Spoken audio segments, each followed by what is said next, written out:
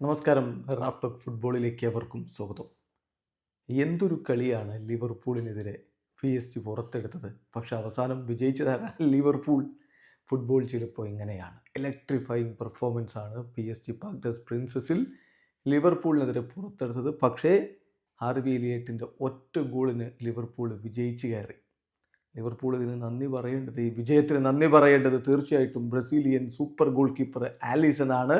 നിരവധി സേവുകൾ അദ്ദേഹം നടത്തിയാണ് തൻ്റെ ടീമിനെ ആ കോൺടെസ്റ്റിൽ പിടിച്ചു നിർത്തിയത്. ഒടുവിൽ സബ്സ്റ്റിറ്റ്യൂട്ട് റോളിൽ വന്ന ഉടനെ ഗോൾ അടിച്ചുകൊണ്ട് ഹാർവി എലിയറ്റ് ലിവർപൂളിനെ വിജയത്തിലേക്ക് കൊണ്ടുപോവുകയും ചെയ്തു. മത്സരത്തിൽ PSG മുന്നേറ്റങ്ങൾ നയിച്ചുകൊണ്ട് കിച്ചാക്കോഴസ്കേലിയ, ഒസ്മാൻ ഡംബലെ, ബർക്കോള എന്നിവരൊക്കെ ഒരുമിച്ച് അണിനിരന്നപ്പോൾ മറുഭാഗത്ത് ജോട്ട, ഡയസ്, സല എന്നിവരൊക്കെ ചേർന്നുകൊണ്ടാണ് ലിവർപൂളിൻ്റെ മുന്നേറ്റങ്ങൾ നയിച്ചത്. കളിയുടെ തുടക്കം മുതൽ മികച്ച പ്രകടനം തന്നെയാണ് PSG നടത്തിക്കൊണ്ടിരുന്നത്. നിരവധി അവസരങ്ങൾ അവർ ക്രിയേറ്റ് ചെയ്തുകൊണ്ടേയിരുന്നു. ബട്ട് അൺഫോർച്ചുനേറ്റ്ലി ഒക്കെ ഗോൾ കീപ്പർ ആലിസണിന് മുന്നിൽ തട്ടി ഗോളാവാതെ നിൽക്കുകയായിരുന്നു. ആദ്യ പകുതി അവസാനിച്ചു. രണ്ടാം പകുതിയിലും കാര്യങ്ങൾ അതേപോലെ തന്നെ മുന്നോട്ട് പോയിക്കൊണ്ടിരിക്കവേ കളിയുടെ 87ാമത്തെ മിനിറ്റിലാണ് ഹാർവി എലിയട്ടിൻ്റെ ഗോൾ പിറക്കുന്നത്. മോസലയെ പിൻവലിച്ച് അദ്ദേഹത്തെ കളിക്കളത്തിലേക്ക് വിട്ടിട്ടേ ഉണ്ടായിരുന്നുള്ളൂ.